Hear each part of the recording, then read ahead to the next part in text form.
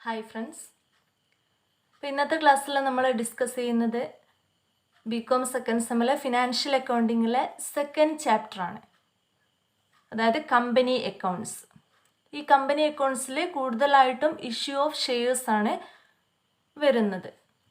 ഇപ്പം company accounts ചെയ്യുന്നതിൻ്റെ മുന്നേ എന്താണ് കമ്പനി എന്ന് മനസ്സിലാക്കണം. നമുക്കറിയാം സോൾ പ്രൊപ്രൈറ്റർഷിപ്പ് ഉണ്ട്, പാർട്ട്ണർഷിപ്പ് ഉണ്ട്, അതേപോലെ കമ്പനി ഉണ്ട്. സോൾ പ്രൊപ്രൈറ്റർഷിപ്പ് എന്ന് പറഞ്ഞാൽ ഒരാൾ മാത്രം നടത്തുന്ന ബിസിനസ് സ്ഥാപനമാണ് എന്ത്? Soul proprietorship. എന്നാൽ പാർട്ട്ണർഷിപ്പ് നമുക്കറിയാം രണ്ടോ അതിലധികമോ ആൾക്കാർ കൂടിച്ചേർന്നുകൊണ്ട് അവരുടെ പ്രോഫിറ്റ് ഷെയറിംഗ് ഒക്കെ ചെയ്തുകൊണ്ട് നടത്തുന്ന ബിസിനസ് സ്ഥാപനങ്ങളാണ് എന്ത്?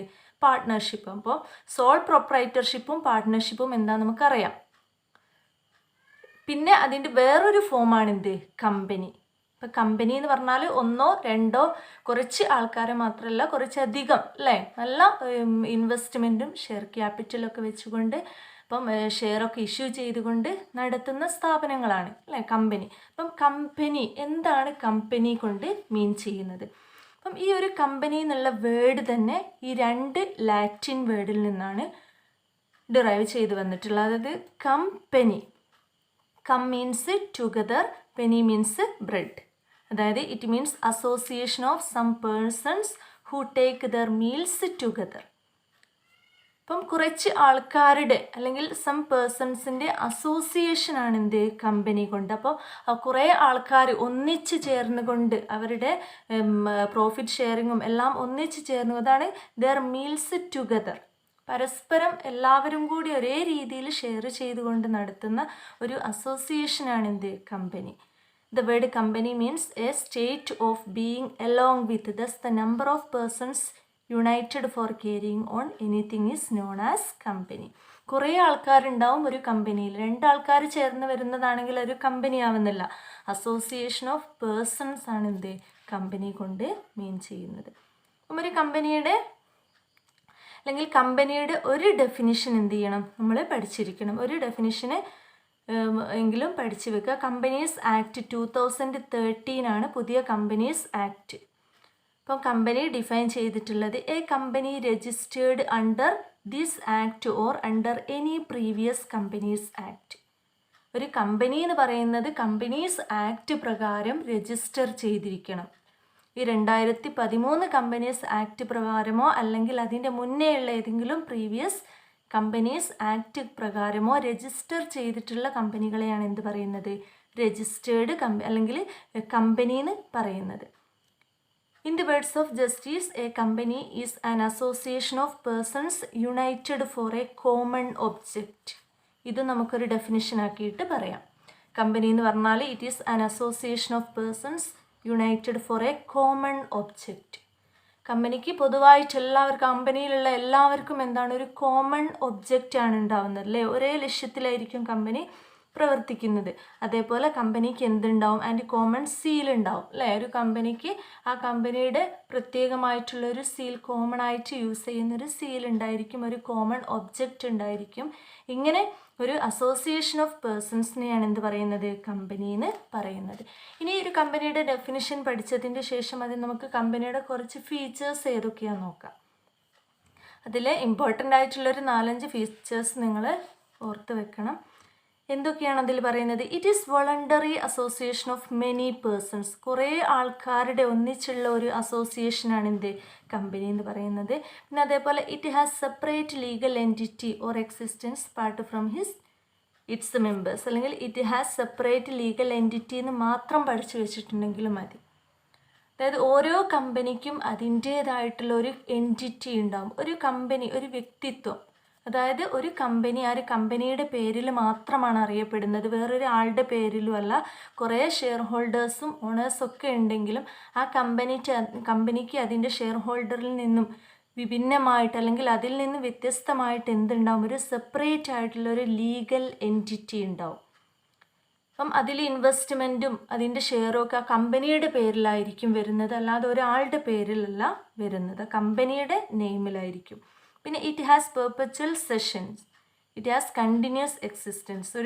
ഇതിനൊരു പെർപ്പച്വൽ ആയിട്ടുള്ളൊരു സെഷൻ ഉണ്ടാവും. പിന്നെ it has artificial person created by law. ചില നിയമങ്ങളാൽ ക്രിയേറ്റ് ചെയ്തിട്ടുള്ള ഒരു ആർട്ടിഫിഷ്യൽ പേഴ്സൺ ആയിരിക്കും. കുറേ നമുക്കറിയാം മെമ്മറാണ്ടം ഓഫ് അസോസിയേഷന് അല്ലേ, അങ്ങനത്തെ കുറേ ആർട്ടിഫിഷ്യൽ ലോ അല്ലെങ്കിൽ ക്രിയേറ്റഡ് ബൈ ലോ ആണ്. ഇതിൻ്റെ ഒരു ആർട്ടിഫിഷ്യൽ പേഴ്സൺ എന്നാണ് പറയുന്നത്. പിന്നെ the ability of the shareholders is limited to the extent of the value of shares held by them. ഒരു കമ്പനിയിൽ എത്രത്തോളം ഷെയർ ഓരോരുത്തരും എടുത്തിട്ടുണ്ടോ അതിനനുസരിച്ചിട്ടുള്ള ലയബിലിറ്റി ആയിരിക്കും അവർക്ക് ഉണ്ടാവുന്നത്. ഒരു കമ്പനിക്ക് 100 ഷെയർ ഉണ്ടെങ്കിൽ അതിൽ ഒരു ഷെയർ മാത്രം എടുത്ത ഒരാൾക്ക് അത്രത്തോളം ബാധ്യത മാത്രമേ ആ കമ്പനിയിൽ ഉണ്ടാവുന്നുള്ളൂ, അല്ലെങ്കിൽ അത്രത്തോളം ലാഭത്തിനുള്ള അർഹത മാത്രമേ ആ ഒരു കമ്പനിയിൽ ഉണ്ടാവുന്നുള്ളൂ. അപ്പോൾ ഷെയർ ഹോൾഡേഴ്സിന് എത്രയാണോ ഷെയർ വരുന്നത് അതിനനുസരിച്ചിട്ടുള്ള ഹോൾഡിംഗ് ആയിരിക്കും അവർക്ക് കമ്പനിയിൽ ഉണ്ടാവുന്നത്. പിന്നെ it has a common seal. ഒരു കമ്പനിക്ക് കോമൺ ആയിട്ടൊരു സീൽ ഉണ്ടായിരിക്കും. പിന്നെ this is considered to be the signature of the company. ഇതാണ് കമ്പനിയുടെ സിഗ്നേച്ചർ ആയിട്ട് അറിയപ്പെടുന്നത്. കമ്പനിയുടെ ഒരു പേപ്പർ ആണെങ്കിൽ ആ ഒരു കമ്പനീൻ്റെ നെയിമിൽ അതിൻ്റെ രജിസ്റ്റേർഡ് നെയിമിൽ സീല് ചെയ്ത് വെച്ചിരിക്കും, അല്ലെങ്കിൽ ഒരു കോമൺ സീല് ഓരോ കമ്പനികൾക്കും ഉണ്ടായിരിക്കും. രജിസ്റ്റർ ചെയ്തിട്ടുള്ള ഒരു കമ്പനിക്ക് അതിന് കോമൺ സീൽ ഉണ്ടാവും. പിന്നെ it is managed by board of directors. ഒരാൾ മാത്രമല്ല ഒരു കമ്പനിയെ മാനേജ് ചെയ്യുന്നത്, ബോർഡ് ഓഫ് ഡയറക്ടേഴ്സാണ്. ഇതിൽ കുറച്ച് ടോപ്പ് ലെവൽ നിൽക്കുന്ന മാനേജേഴ്സ് ഉണ്ടാവും. ദ ബോർഡ് ഓഫ് ഡയറക്ടേഴ്സാണ് കമ്പനി മാനേജ് ചെയ്യുന്നത്. പിന്നെ shares of the company are freely transferable. ഒരു കമ്പനിയുടെ ഷെയർ എന്ന് പറഞ്ഞാൽ അത് ഫ്രീ ആയിട്ട് ട്രാൻസ്ഫർ ചെയ്യാൻ പറ്റും. ഇപ്പോൾ നമ്മൾ എടുത്ത ഒരു ഷെയർ മറ്റൊരാൾക്ക് വേണമെങ്കിൽ ഒരു റെസ്ട്രിക്ഷനും കൂടാതെ എന്ത് ചെയ്യാൻ പറ്റും, വിൽക്കാൻ കഴിയും അല്ലേ. അപ്പം A private company must have A minimum paid up capital. ഇതിൽ ഒരു ഫീച്ചർ പ്രധാനമായിട്ടും ഓർത്ത് വെക്കുക. Private company must have A minimum paid up capital 1 lakh, while A public company must have A minimum paid up capital of 5 lakh. ഒരു private company ആണെങ്കിൽ അതിലെ minimum capital 1 ലക്ഷമായിരിക്കും.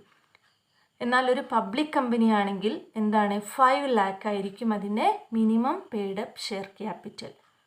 Minimum അതുണ്ടാവണം. 5 ലക്ഷത്തിൽ കൂടുതലാവാം, എന്നാൽ കുറഞ്ഞത് 5 ലക്ഷമെങ്കിലും വേണം പബ്ലിക് കമ്പനിയാണെങ്കിൽ. ഒരു പ്രൈവറ്റ് കമ്പനിയാണെങ്കിൽ 1 ലക്ഷം ഉണ്ടെങ്കിലും അതിൻ്റെ മിനിമം ക്യാപിറ്റൽ ആയിട്ടുണ്ട്. അപ്പോൾ ഇത്രയും ഒക്കെ ഏതെങ്കിലും ഒരു 5 or 6 ഫീച്ചേഴ്സ് എന്ത് ചെയ്യുക, ഓരോ കമ്പനിയുടേതും പഠിച്ച് വയ്ക്കുക. പിന്നെ നമുക്കതിൽ വരുന്നത് books of accounts maintained by the company. ഓരോ കമ്പനികളും മെയിൻറ്റെയിൻ ചെയ്തു പോകുന്ന ബുക്സ് ഓഫ് അക്കൗണ്ട്സുകളെ കുറിച്ചിട്ടാണ്. ഇപ്പോൾ കമ്പനീസ് ആക്ട് 2013 പറയുന്നുണ്ട് എല്ലാ കമ്പനികളും അവരുടെ ബുക്സ് ഓഫ് അക്കൗണ്ട് കീപ്പ് ചെയ്തിരിക്കണം. 213 സെക്ഷൻ പ്രകാരം, കമ്പനീസ് ആക്ട് 2013 213 സെക്ഷൻ പ്രകാരം എല്ലാ കമ്പനികളും അവരുടെ കമ്പനിയിലെ ഒരു ബുക്സ് അല്ല, കമ്പനി ഏതൊക്കെ ബുക്ക് കീപ്പ് ചെയ്യണം എന്ന് പറയുന്നുണ്ട്. അവരുടെ ബുക്സ് ഓഫ് അക്കൗണ്ട് മെയിൻറ്റെയിൻ ചെയ്ത് ഇരിക്കണം. അതിന് കാരണം all sum of money received and expended by the company. ഓരോ കമ്പനിക്കും കിട്ടുന്ന എമൗണ്ടും അവർ ചിലവാക്കുന്ന എക്സ്പെൻഡ് ചെയ്യുന്നതും എല്ലാം കറക്റ്റായിട്ട്, അതായത് റെസിപ്റ്റും എക്സ്പെൻഡിച്ചറും കറക്റ്റായിട്ട് റെക്കോർഡ് ചെയ്യാൻ വേണ്ടിയിട്ടാണ്. പിന്നെ അതേപോലെ all sales and purchase of goods of the company, കമ്പനിയിലുള്ള സാധനങ്ങൾ വാങ്ങുകയും വിൽക്കുകയും ചെയ്യുന്നത് റെക്കോർഡ് ചെയ്യുന്നുണ്ട്. പിന്നെ അതേപോലെ all assets and liabilities of the company, ഓരോ കമ്പനിയുടെ അസറ്റ്സും ലയബിലിറ്റീസും എല്ലാം റെക്കോർഡ് ചെയ്യാനും. പിന്നെ the item of the cost as may be prescribed under the section 148 in the case of company belong to any class of company specified under that section. ഓരോ സെക്ഷനിലും specify ചെയ്ത് പറഞ്ഞ രീതിക്കനുസരിച്ചിട്ട് ഓരോ ഐറ്റത്തിൻ്റെയും കോസ്റ്റും എല്ലാം അതിൽ പറഞ്ഞ രീതിയിൽ മെയിൻറ്റെയിൻ ചെയ്യാൻ വേണ്ടിയിട്ടൊക്കെ ബുക്സ് ഓഫ് അക്കൗണ്ട് കീപ്പ് ചെയ്യേണ്ടതാണ്. പിന്നെ അതിൻ്റെ കുറച്ച് ലീഗൽ പ്രൊവിഷൻസ്, നിയമപരമായിട്ടുള്ള കുറച്ച് കാര്യങ്ങൾ പറയുന്നുണ്ട്. അതായത് ഒരു കമ്പനിയുടെ ബുക്സ് ഓഫ് അക്കൗണ്ടുമായി ബന്ധപ്പെട്ടിട്ടുള്ള കുറച്ച് ലീഗലായിട്ടുള്ള പ്രൊവിഷൻസ് പറയുന്നുണ്ട് 128ാമത്തെ സെക്ഷൻ പ്രകാരം, കമ്പനീസ് ആക്ട് 2013 പ്രകാരം. First one, location of books of accounts. ഓരോ ബുക്സ് ഓഫ് അക്കൗണ്ട്സിൻ്റെയും ലൊക്കേഷൻ, സ്ഥാനം, എവിടെയാണ് ബുക്ക് കീപ്പ് ചെയ്യേണ്ടത് എന്നാണ്. The books of account are to be kept at the registered office of the company. ഓരോ കമ്പനിയുടെയും രജിസ്റ്റേർഡ് ഓഫീസ് എവിടെയാണോ അവിടെ ആയിരിക്കണം ആ ഒരു കമ്പനിയുടെ ബുക്സ് ഓഫ് അക്കൗണ്ടിൻ്റെ ലൊക്കേഷൻ, ബുക്സ് ഓഫ് അക്കൗണ്ട് അവിടെ ആയിരിക്കണം കീപ്പ് ചെയ്യേണ്ടത്. The books may be kept at other place if board of directors decided so, but the company shall file with the registrar a notice writing giving full address of the other place with 7 days of the decision of the board. ഇപ്പം board of directors മറ്റേതെങ്കിലും സ്ഥലങ്ങളിൽ വെക്കാൻ തീരുമാനിക്കുകയാണെങ്കിലും അതിൻ്റെ 7 ഡേയ്സിൻ്റെ ഇടയ്ക്ക് എന്തായിരിക്കണം, അത് return ആയിട്ട് ഇവിടെയാണ് എന്നുള്ളത് റിട്ടേൺ ആയിട്ട് എഴുതിയിരിക്കണം. ആ ബുക്സ് കീപ്പ് ചെയ്യുന്ന സ്ഥലത്തിൻ്റെ ഫുൾ അഡ്രസ്സ് വെച്ചിട്ട്. അതായത് പ്രധാനമായിട്ടും പറയുകയാണെങ്കിൽ ബുക്സ് ഓഫ് അക്കൗണ്ട് കീപ്പ് ചെയ്യാനുള്ള ലൊക്കേഷനെ കുറിച്ചിട്ട് ലീഗൽ പ്രൊവിഷനിൽ പറയുന്നുണ്ട്. പിന്നെ പ്ലേസ് ഓഫ് ബ്രാഞ്ച് ബുക്സ്. ചില കമ്പനികളുടെ ബ്രാഞ്ച് ഉണ്ടാവും അല്ലേ, മെയിൻ കമ്പനിയും അതിൻ്റെ ശാഖകളായിട്ട് ബ്രാഞ്ചായിട്ട് പല സ്ഥലങ്ങളിലും ഉണ്ടാവും. ആ ഒരു ബ്രാഞ്ചിൻ്റെയും ബുക്സിൻ്റെ സ്ഥാനം. where the company has a branch office in India or outside the India, the company may keep the books of accounts relating to the branch at the branch office. ഓരോ ബ്രാഞ്ച് ഓഫീസും ആ കമ്പനിയുമായിട്ട് റിലേറ്റഡ് ആയിട്ടുള്ള branch ഓഫീസിൽ അതിൻ്റെ branch books keep ചെയ്യാം. പിന്നെ method of preparation. Books of account അല്ലെങ്കിൽ account ബുക്കുകൾ എങ്ങനെ പ്രിപ്പയർ ചെയ്യണം, അതിൻ്റെ മെത്തേഡുകളെ കുറിച്ചിട്ടും ലീഗൽ പ്രൊവിഷൻസിൽ പറയുന്നുണ്ട്. ഏത് രീതിയിലാണ്, അക്രൂവൽ ബേസിസിലാണോ അല്ലെങ്കിൽ ഏത് ബ്രാഞ്ചുകളുടെ അല്ലെങ്കിൽ prepared according to the double entry സിസ്റ്റത്തിലാണോ ഫോളോ ചെയ്യേണ്ടത്. അപ്പം ഏത് രീതിയിൽ മെത്തേഡ് ഓഫ് പ്രിപ്പറേഷനെ കുറിച്ചിട്ടും ലീഗൽ പ്രൊവിഷൻസിൽ പറയുന്നുണ്ട്. അപ്പം ഓരോ കണ്ടൻറ്റുകളും ഓർത്ത് വെക്കുക. ബുക്സ് ഓഫ് അക്കൗണ്ട്സിൻ്റെ ലൊക്കേഷൻ, അതുപോലെ ബ്രാഞ്ച് ബുക്സിൻ്റെ പ്ലേസ്, പിന്നെ മെത്തേഡ് ഓഫ് പ്രിപ്പറേഷൻ, ബുക്ക് എങ്ങനെയാണ് ഏത് രീതിയിലാണ് ബുക്സ് ഓഫ് അക്കൗണ്ട് പ്രിപ്പയർ ചെയ്യേണ്ടത് എന്നുള്ളത്. പിന്നെ maintenance of books in electronic forms. Electronic ഫോംസിലേക്ക് ബുക്സിൻ്റെ maintenance. Relevant paper may be kept in the electronic mode in such manner as may be prescribed.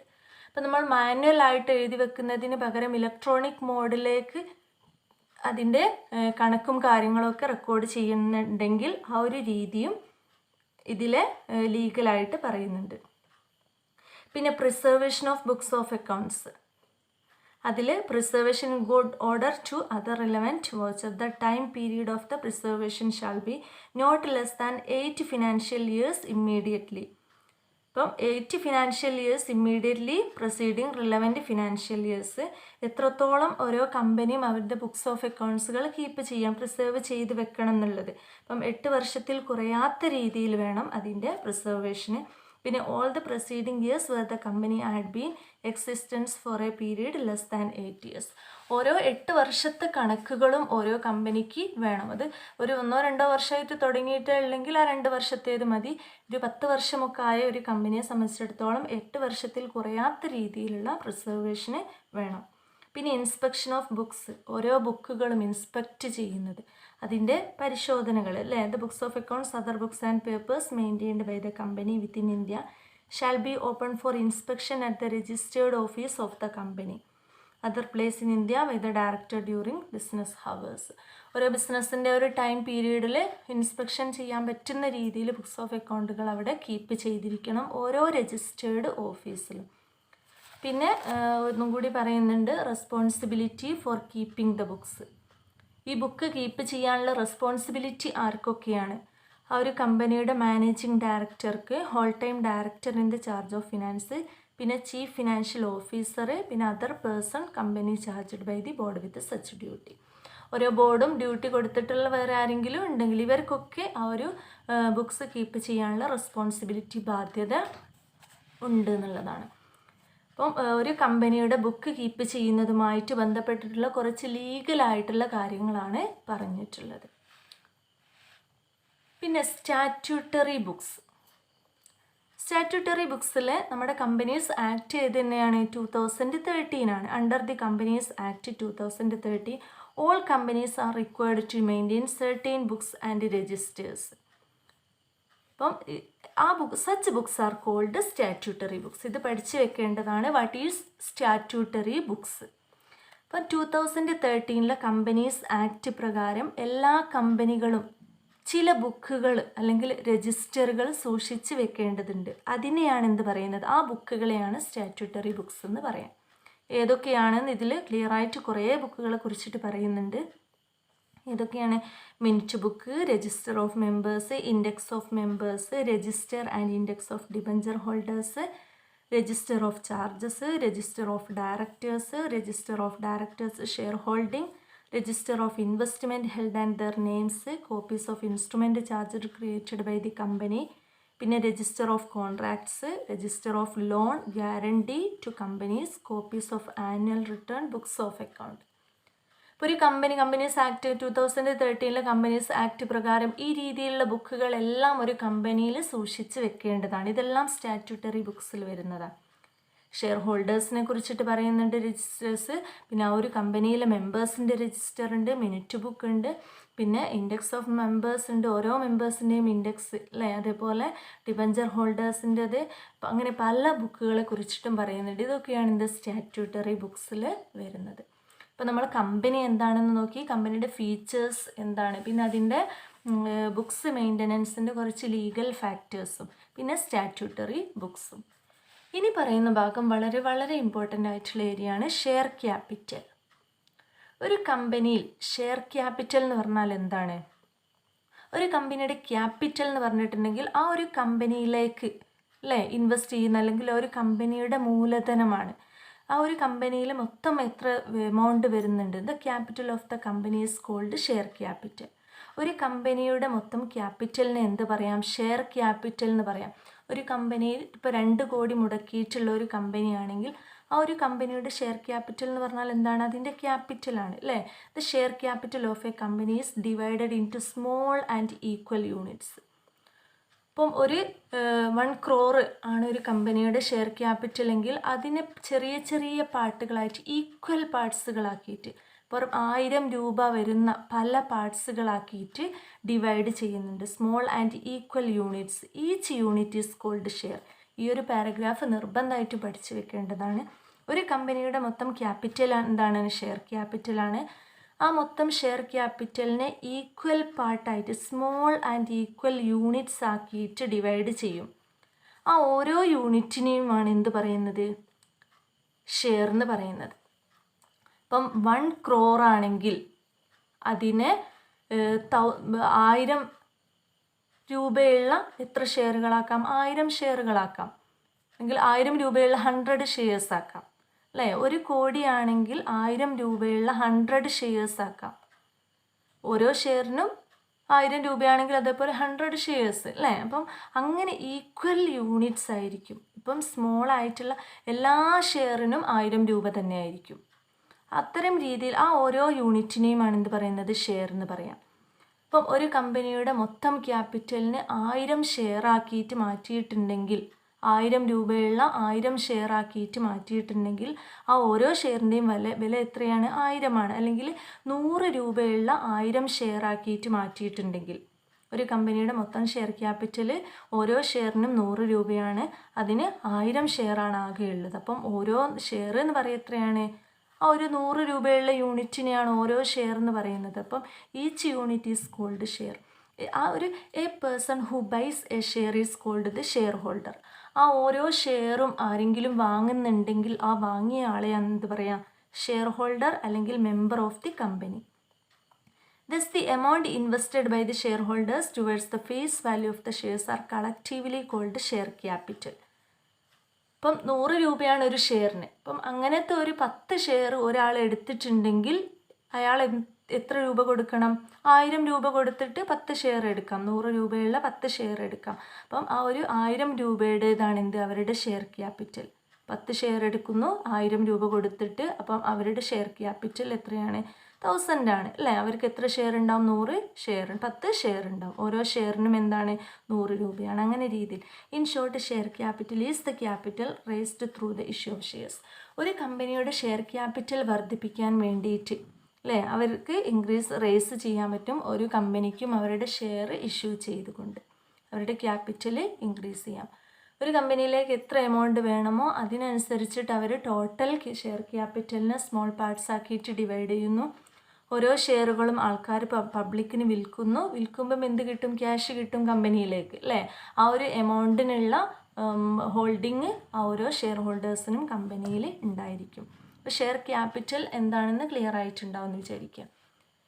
അപ്പം ഓരോ കമ്പനിയുടെ ഷെയർ ക്യാപിറ്റലിനെ സ്മോൾ ഈക്വൽ യൂണിറ്റ്സ് ആക്കിയിട്ട് divide ചെയ്യുന്നതിനെയാണ്, ഓരോ യൂണിറ്റിനെയുമാണ് ഷെയർ എന്ന് പറയാം. ആ ഷെയർ എടുത്ത ആൾക്കാരെയാണ് എന്ത് പറയാം? ഷെയർ ഹോൾഡേഴ്സ് എന്ന് പറയാം. അല്ലെങ്കിൽ മെമ്പർ ഓഫ് ദി കമ്പനീസ് എന്ന് പറയുന്നത്.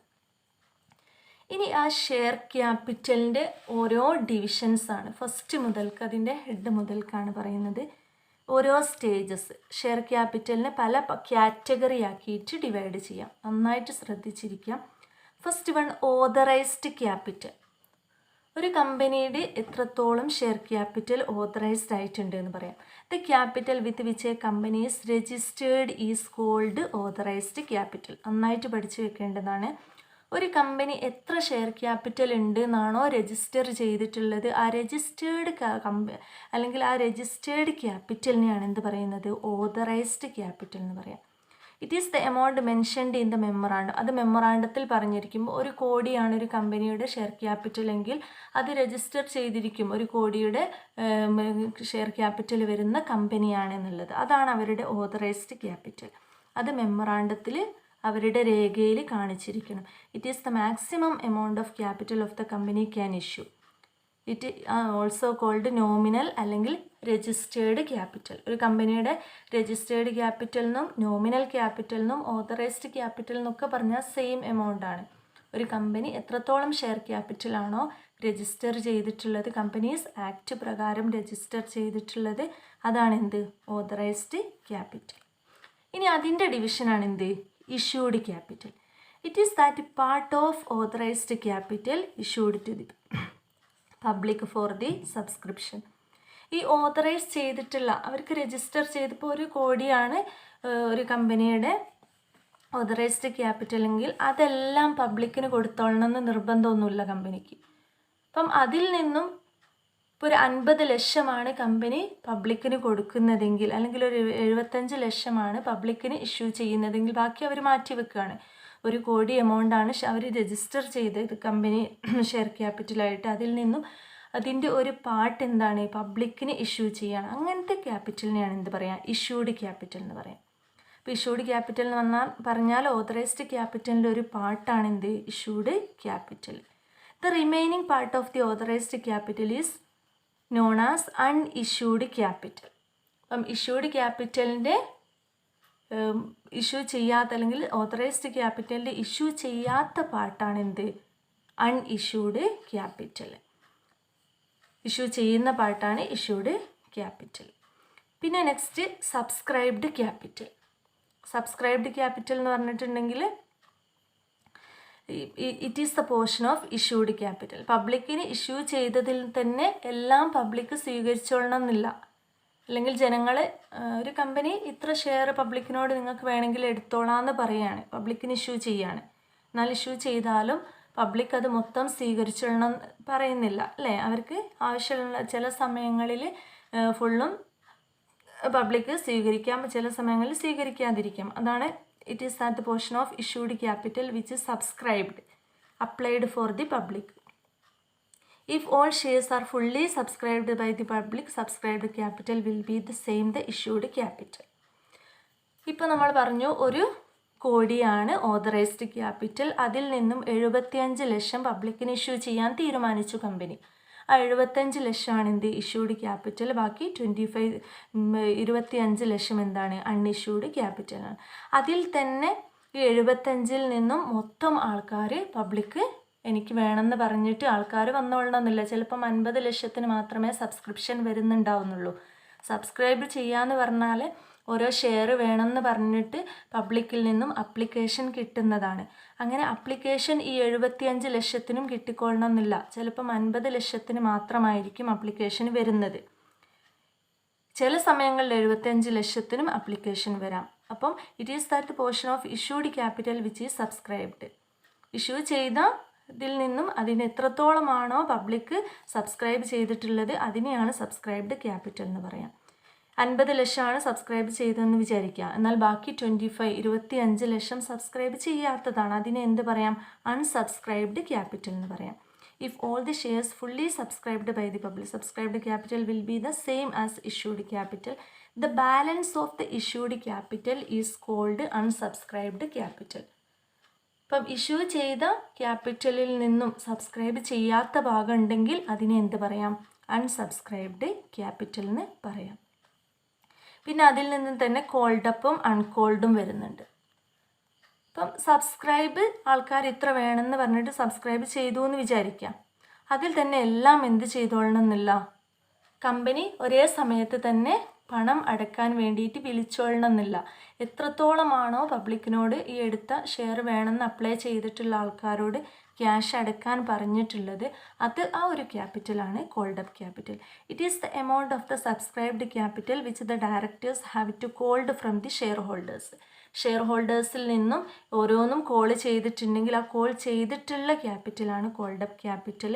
എന്നാൽ ചില എമൗണ്ട്, ഇപ്പോൾ ഓരോ ഷെയറിനും 10 രൂപയാണെങ്കിൽ 5 രൂപ വെച്ചിട്ട് അടക്കാനാണ് കമ്പനി പറഞ്ഞതെങ്കിൽ ആ 5 രൂപയുടെ ക്യാപിറ്റലാണ് കോൾഡ് അപ്പ് ക്യാപിറ്റൽ. ബാക്കി 5 എന്താണ്, കമ്പനി ആ സമയത്ത് വിളിച്ചിട്ടില്ല, അല്ലെങ്കിൽ 10 രൂപയുള്ള ഷെയറിന് 8 രൂപയോളം കമ്പനി അടക്കാൻ പറഞ്ഞു. ആ 8 രൂപ എന്താണ് കമ്പനി അടക്കാൻ പറഞ്ഞിട്ടുണ്ടെങ്കിൽ അതാണ് called up capital. It is the amount with the company has asked its shareholders to pay. A company may not require the full amount immediately on the shares subscribed by the shareholders. Therefore may be called up only such a portion as it seems. The portion of issued capital which has not yet been called up by the company is called uncalled capital. അങ്ങനെ വിളിക്കാത്ത capital ഉണ്ടെങ്കിൽ അതിനെ എന്ത് പറയാം, uncalled capital എന്ന് പറയും. ഇനി paid up capital. It is that the portion of called up capital which is actually paid by the shareholders. Any unpaid balance of the called up capital is known as unpaid capital അല്ലെങ്കിൽ calls in arrears. ഇപ്പോൾ 10 രൂപയുള്ള ഷെയറാണ് share holders എടുത്തതെന്ന് വിചാരിക്കുക. 8 രൂപ company മൊത്തം അടക്കാൻ പറഞ്ഞു. എന്നാൽ കമ്പനിയിലേക്ക് അവർ 8 രൂപ മാത്രമേ അടിച്ചിട്ടുള്ളൂവെങ്കിൽ, 8 രൂപ വെച്ചിട്ടാണ് അടിച്ചതെങ്കിൽ ബാക്കി 2 രൂപ അടക്കാനുണ്ട് അല്ലേ. അങ്ങനെ അടക്കാത്ത അല്ലെങ്കിൽ ക്യാപിറ്റൽ കമ്പനിയിലേക്ക് ഷെയർ ഹോൾഡേഴ്സ് കൊടുക്കാതെ കിടന്നിട്ടുണ്ടെങ്കിൽ അതിനെയാണ് എന്ത് പറയുന്നത്, അൺപെയ്ഡ് ക്യാപിറ്റൽ, കൊടുക്കാത്ത ക്യാപിറ്റൽ, അല്ലെങ്കിൽ അതിനെ കോൾസ് ഇൻ അരിയേഴ്സ് എന്നും പറയാം.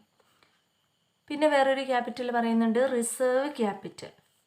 A limited company by passing a special resolution may set apart portion of the uncalled capital as reserve capital. Company നമ്മൾ പറഞ്ഞു 10 രൂപയാണെങ്കിൽ എല്ലാം കമ്പനി അതിലേക്ക് അടക്കാൻ പറഞ്ഞോളണം എന്നില്ല. ചില സമയങ്ങളിൽ കോൾ ചെയ്യാത്ത എമൗണ്ട് ഉണ്ടാവും. ഈ അൺകോൾഡ് ക്യാപിറ്റൽ കമ്പനി റിസർവ് ആക്കിയിട്ട് മാറ്റിവെക്കും. കമ്പനിക്ക് എപ്പോഴെങ്കിലും ആവശ്യം വരികയാണെങ്കിൽ ആ സമയത്ത് ഷെയർ ഹോൾഡേഴ്സിൽ നിന്നും കോൾ ചെയ്തിട്ട് പിരിച്ചെടുക്കാം. അങ്ങനെ വെക്കുന്ന ക്യാപിറ്റലാണെന്ത്, റിസർവ് ക്യാപിറ്റൽ. ഇത് ഏതിൻ്റെ ഭാഗമാണ്, അൺകോൾഡ് ക്യാപിറ്റലിൻ്റെ ഒരു ഭാഗമാണെന്ത്, reserve capital. As the portion of the uncalled capital. അത് അണ്ടർലൈൻ ചെയ്ത് വെക്കണം. റിസർവ് ക്യാപിറ്റൽ ഏതിൻ്റെ പാർട്ടാണ്, അൺകോൾഡ് ക്യാപിറ്റലിൻ്റെ ഭാഗമാണ്. അപ്പം ഇത്രയാണ് നമ്മൾ ഷെയർ ക്യാപിറ്റലിൻ്റെ ഭാഗത്ത് അതിൻ്റെ കാറ്റഗറി ആയിട്ട് പറയുന്നത്. അപ്പം ഫസ്റ്റ് ഓതറൈസ്ഡ് ക്യാപിറ്റൽ, പിന്നെ ഓതറൈസ്ഡ് ക്യാപിറ്റൽ എന്ന് പറഞ്ഞാൽ കമ്പനി എത്രത്തോളം രജിസ്റ്റർ ചെയ്തിട്ടുണ്ടോ ക്യാപിറ്റൽ, അതാണ് ഓതറൈസ്ഡ് ക്യാപിറ്റൽ. ഈ രജിസ്റ്റർ ചെയ്തത് തന്നെ മൊത്തം കമ്പനി ഇഷ്യൂ ചെയ്തോളണം എന്നില്ല. ഇഷ്യൂ ചെയ്തത് എത്രത്തോളമാണോ അതാണ് ഇഷ്യൂഡ് ക്യാപിറ്റൽ. ഇഷ്യൂ ചെയ്യാത്ത ഭാഗം ഉണ്ടെങ്കിൽ അതിന് അൺഇഷ്യൂഡ് ക്യാപിറ്റൽ എന്ന് പറയും. പിന്നെ ഈ ഇഷ്യൂ ചെയ്തത് തന്നെ പബ്ലിക് സബ്സ്ക്രൈബ് ചെയ്തോളണം എന്നില്ല അല്ലേ, പബ്ലിക് ആക്സെപ്റ്റ് ചെയ്തോളണം എന്നില്ല, അല്ലെങ്കിൽ അവർ വേണമെന്ന് പറഞ്ഞിട്ട് അപ്ലിക്കേഷൻ തന്നോളണം എന്നില്ല. അപ്പോൾ തന്നത് എത്രത്തോളമാണോ കമ്പനി പബ്ലിക് എത്ര വേണമെന്ന് പറഞ്ഞിട്ടുണ്ടോ അല്ലെങ്കിൽ സബ്സ്ക്രൈബ് ചെയ്തിട്ടുണ്ടോ അതാണെന്ത്, സബ്സ്ക്രൈബ്ഡ് ക്യാപിറ്റൽ. സബ്സ്ക്രൈബ്ഡ് ചെയ്യാത്ത ഭാഗം ഉണ്ടെങ്കിൽ അത് അൺസബ്സ്ക്രൈബ്ഡ് ക്യാപിറ്റൽ. ഈ സബ്സ്ക്രൈബ് ചെയ്തതിൽ തന്നെ കമ്പനി അവരിൽ നിന്നും ഷെയർ ഹോൾഡറിൽ നിന്നും കോൾ ചെയ്തത് എത്രയാണോ അതാണ് കോൾഡ് അപ്പ് ക്യാപിറ്റൽ. കോൾ ചെയ്യാത്തതുണ്ടെങ്കിൽ അതാണ് എന്ത്, അൺകോൾഡ് ക്യാപിറ്റൽ. ഈ അൺകോൾഡ് ക്യാപിറ്റലാണ് കമ്പനി ചില സമയങ്ങളിൽ റിസർവ് ക്യാപിറ്റൽ ആക്കിയിട്ട് വെക്കുന്നത്. പിന്നെ paid up capital, company call ചെയ്തിട്ട് അടക്കാൻ പറഞ്ഞതിൽ നിന്നും ഷെയർ ഹോൾഡേഴ്സ് എത്രത്തോളം അടച്ചിട്ടുണ്ടോ കൊടുത്തിട്ടുണ്ടോ അതാണ് പെയ്ഡ് അപ്പ് ക്യാപിറ്റൽ. ഇനി കൊടുക്കാതെ എത്രത്തോളം അൺപെയ്ഡ് ആയിട്ട് ഷെയർ ഹോൾഡർ കമ്പനിയിലേക്ക് അടക്കാൻ പറഞ്ഞിട്ടും ഷെയർ ഹോൾഡർ അടക്കാതെ ഓരോ ഷെയറിൻ്റെ വിലയും അല്ലേ, വില വെച്ചിട്ടും ക്യാപിറ്റൽ കമ്പനിയിലേക്ക് കൊടുക്കാതെ കിടന്നിട്ടുണ്ടോ അതിനെയാണ് അൺപെയ്ഡ് ക്യാപിറ്റൽ എന്ന് പറയാം. പിന്നെ റിസർവ് ക്യാപിറ്റൽ നമ്മൾ പറഞ്ഞു, അൺകോൾഡ് ക്യാപിറ്റലിൻ്റെ അല്ലെങ്കിൽ കമ്പനി ഷെയർ ഹോൾഡറിൽ നിന്ന് വിളിച്ച് വാങ്ങാത്ത എമൗണ്ട് ചിലപ്പം റിസർവ് ആക്കിയിട്ട് മാറ്റിവെക്കും. എന്തെങ്കിലും അത്യാവശ്യ ഘട്ടങ്ങളിൽ ആ സമയത്ത് ഷെയർ ഹോൾഡറിൽ നിന്നും വിളിച്ച് അതിൻ്റെ ക്യാഷ് കളക്ട് ചെയ്താൽ മതി. അങ്ങനെ മാറ്റി വെക്കുന്ന ക്യാപിറ്റലാണ് റിസർവ് ക്യാപിറ്റൽ. അപ്പം ഇത്രയാണ് നമ്മൾ ഇന്നത്തെ ക്ലാസ്സിൽ ഡിസ്കസ് ചെയ്യുന്നത്. അതിൻ്റെ ബാക്കി പോർഷൻ നമുക്ക് നെക്സ്റ്റ് പാർട്ടായിട്ട് നോക്കാം. ഓക്കെ.